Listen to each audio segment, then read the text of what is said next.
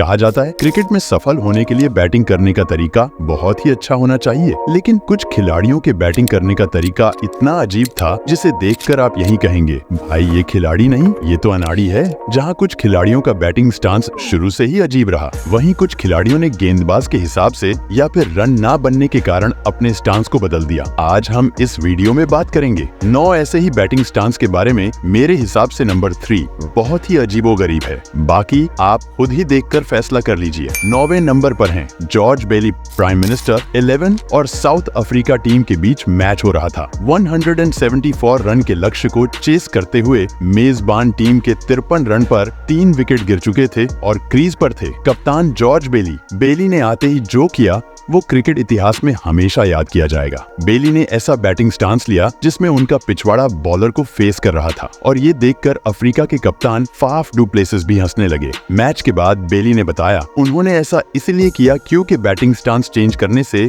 उन्हें बॉल को जोर से मारने में आसानी हो रही थी। पिछले पैर को साइड ऑन रखने में माइकल क्लार्क से भी बात की थी और इससे उन्हें मैच में भी काफी मदद मिली।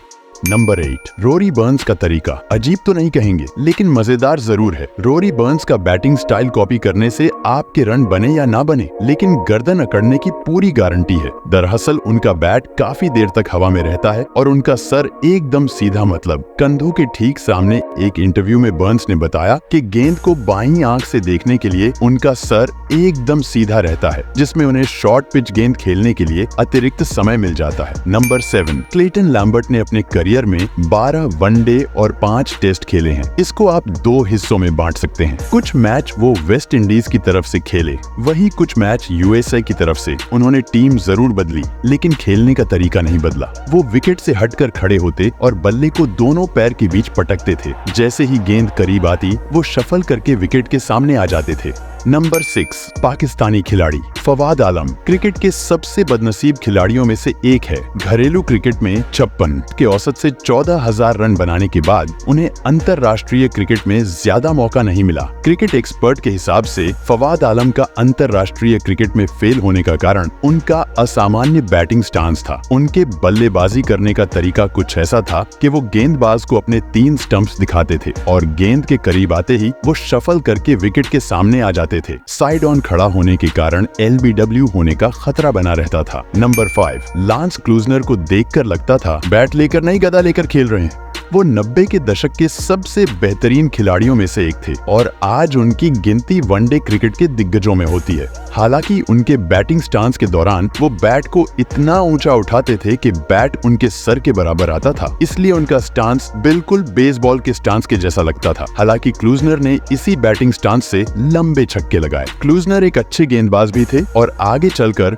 वो अफ्रीका के लिए बहुत ही बढ़िया ऑलराउंडर बने। नंबर 4 केविन पीटरसन का बैटिंग स्टांस बहुत ही ज्यादा अजीब था, लेकिन इसके बावजूद उनकी गिनती ऑल टाइम ग्रेट्स में होती है। खासकर टेस्ट क्रिकेट में उनके बैटिंग करने का तरीका अनकन्वेंशनल था। उनके दोनों पैर एक दूसरे से इतने ज्यादा दूर होते थे कि आप उनके बीच में बैठकर आराम कर सकते हो। उनके आंकड़ों को देखे तो इसका उन्हें कोई नुकसान नहीं हुआ। केविन पीटरसन के पास गेम दूसरों से जल्दी जज करने का गॉड गिफ्टेड टैलेंट था। केपी ने 104 टेस्ट मैच में कुल 8,181 रन्स बनाए हैं। Number 3 former Mumbai Indians all rounder Abhishek Nayar का बैटिंग स्टांस बहुत ही यूनिक था। अपने करियर में नायर ने बड़े ही लो स्टांस के साथ बैटिंग की। बैट उनके पैरों के बीच में होता था और तेज गेंदबाजी का सामना करते हुए नायर शफल करके थोड़ा आगे आ जाते थे। इससे गेंदबाज को अपनी लेंथ दोबारा बदलनी पड़ती थी। नंबर 2 शिवनारायण चंद्रपॉल। मैं शर्त लगा सकता हूँ कि अगर आपने क्रिकेट खेला है तो बचपन में कम से कम एक बार जरूर शिवनारायण चंद्रपॉल की बैटिंग स्टाइल कॉपी की होगी। कहा जाता है कि चंद्रपॉल से ज्यादा अजीब बैटिंग स्टाइल क्रिकेट इतिहास में किसी का नहीं था। करियर की शुरुआत में लोगों को लगा ये तो अनाड़ी है, लेकिन जैसे जैसे उनका खेल आगे बढ़ता गया वो साबित करते गए वो महान खिलाड़ियों की लिस्ट में शामिल होने वाले हैं। चंद्रपॉल पहले तो 90 डिग्री में स्टंप्स के बाहर खड़े होते थे और जैसे ही गेंद करीब आती थी वो नॉर्मल स्टांस में आ जाते थे। इस अनऑर्थोडॉक्स टेक्निक का फायदा ये हुआ कि उनका सर स्थिर रहता था था और वो विकेट के दोनों तरफ बड़े ही आसानी से दमदार शॉट खेलते थे। अपने 21 साल के करियर में शिवनारायण चंद्रपॉल ने